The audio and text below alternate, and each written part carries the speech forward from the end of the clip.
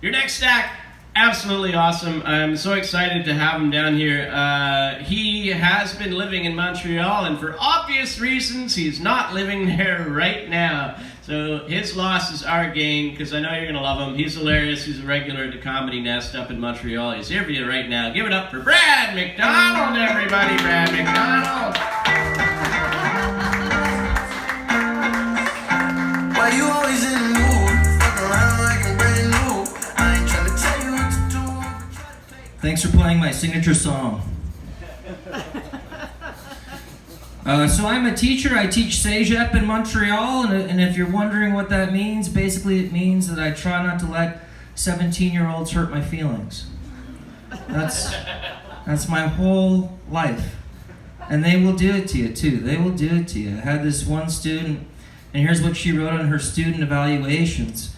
She wrote, "He often loses his train of though."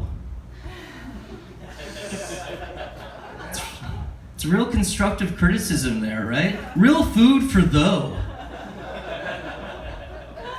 Had another student, he missed a bunch of classes. He finally came back to class, and he was like, "Sir, what did I miss?" And I was like, "When was the last time you were here?" And he said, "I don't know, sir, but you were wearing that same shirt." I don't even know what it means, just like teacher salary, lack of shirts. Like, it stayed with me, it hurt. It cut deep. It cut deep. There was another moment, this was all like before the pandemic, but there's another moment I was wondering how I'm doing at my job. I looked at ratemyteacher.com. You know this site, ratemyteacher.com? I was drinking whiskey at 3 a.m., wondering how I'm doing. Apparently not well. Apparently not well. Because here's what one kid wrote on ratemyteacher.com.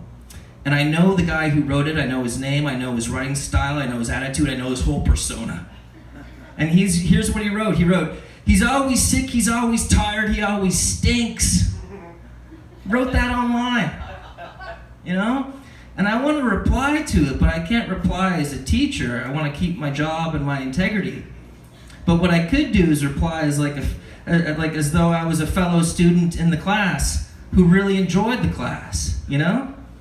I would say something as a reply on Rate My Teacher, possibly something like, "Hey, maybe our teacher was always sick, tired, and stinky because everybody was on their Instagram while he was trying to teach us about the wonders of 19th century literature, a robust and important time in art, fellow student."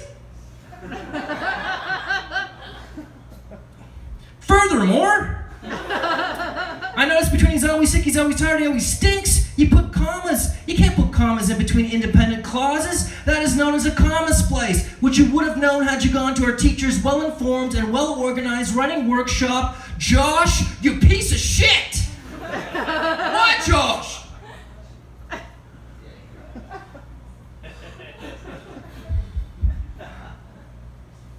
So, what's going on with me right now? I'm 38 and I'm in my parents' basement.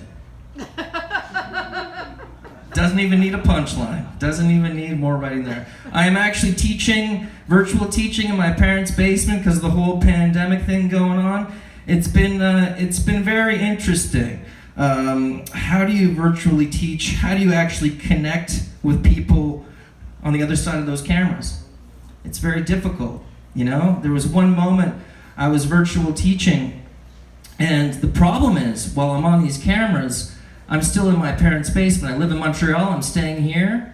My parents are just upstairs. My mom is like a loving mother, but she likes to double check, you know? So at any point during my Zoom classes where I got like 35 faces in front of me on their cameras, my mom could interject, you know? It could go something like this: "Hello students, I'm your professor. Welcome to Experiments and Innovations in the Short Story. Let's take a look at," and then I'll hear, "Brad, did you wash your face?" Stay with me on this one. There's no coming back from that. She'll keep asking. You have to reply during the Zoom class. And again, you can't keep your integrity. You can't keep your esteem with the class. You can't say something like, "Yes, Mom, I did wash my face, and now back to the syllabus." I'm also getting a lot of, "Brad, do you need a banana? Do you need a banana? I feel like some potassium deficient creature that just lives in the basement. Why does she keep offering me bananas? Also, I've never needed a banana in my life. I've wanted bananas. I never needed a banana. I never came home from like a hard day at work, loosen my tie and say, I need a banana.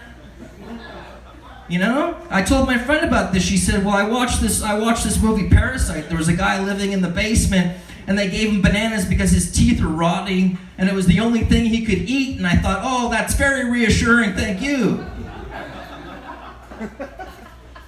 I was also doing a Zoom class and this girl had her camera on and behind her there was a guy, it was her dad, I assume. Her dad behind her on camera. You know, this is a class of 30 people. Her dad is what I see as, I think he's doing a puzzle. He's sitting at a table behind her doing a puzzle. And I'm teaching literature and I can tell everybody in the class is like, is that guy gonna finish that puzzle? Like, is he doing a puzzle? What's that dad doing? You know? And I wanted to say, like, sir, this is not my field, but that one doesn't go there. And also it was like, my dad loves puzzles, and I'm thinking of like, if this dad's gonna do a puzzle, maybe next class I'll get my dad in the background of my camera, have him do a puzzle. Maybe we can have him race? I don't know. Seems fun. Also, I like the idea that maybe this dad is just showing off his talents. You know, like this week it's a puzzle in the background. Next week I'll see him with devil sticks with a face that says like, pretty good, right? Just like a show-off dad, then it'll be hacky sack. Next class will have like a little chemistry set. I'm like, what is wrong with this dad? What's going on with this dad's self-esteem? Speaking of dads, so I'm home with my folks and it has been nice. Like my parents are getting older. It's nice to spend time with them. And it makes me think of memories with my parents, you know, before all this pandemic shit, when life was beautiful and the earth wasn't doomed. And I remember, I'll tell you about one of these memories. My dad was always really kind to me in moments where he could have made fun of me when I was young. And I was a very anxious, neurotic child. You can tell by the sweating right now. And he was always very kind to me. And I'll tell you about one of those moments here tonight, and then I'll leave you be. So we're going down the highway in Nova Scotia. I'm about 7 years old. My dad's driving. It's a beautiful day with my father. We both have ice cream cones, right? We both have these ice cream cones. I'm 7 years old. Some of the ice cream drops onto my crotch. Stay with me on this one. 7 years old. Some of the ice cream drops onto my crotch. I don't know what I'm doing. I'm a little kid, right? And I start licking the ice cream off my crotch. I was more limber in those days. And it's at this point that my father looks over and he sees this happening, right? He sees me licking the ice cream off my crotch. And he could have lost his mind, right? He could have been startled. He could have got upset. Who knows? But he didn't. He was very nice. So I'm licking the ice cream off my crotch. He looks over and here's what he says. Ooh, Brad, Bud, maybe don't.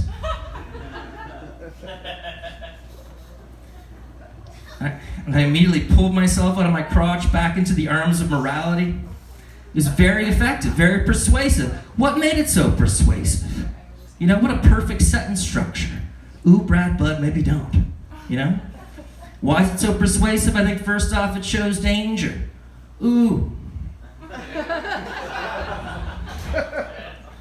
Secondly, it shows warmth. Brad, Bud. And finally, it gives me a choice. Maybe don't. You know? I could have continued. It would have got awkward, but I could have continued.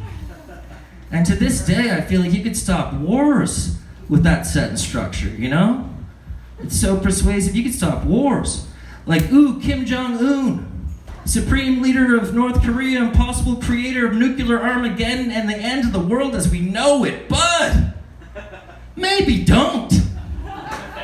And then we'd all go out for ice cream. I'm Brad MacDonald, thank you very much.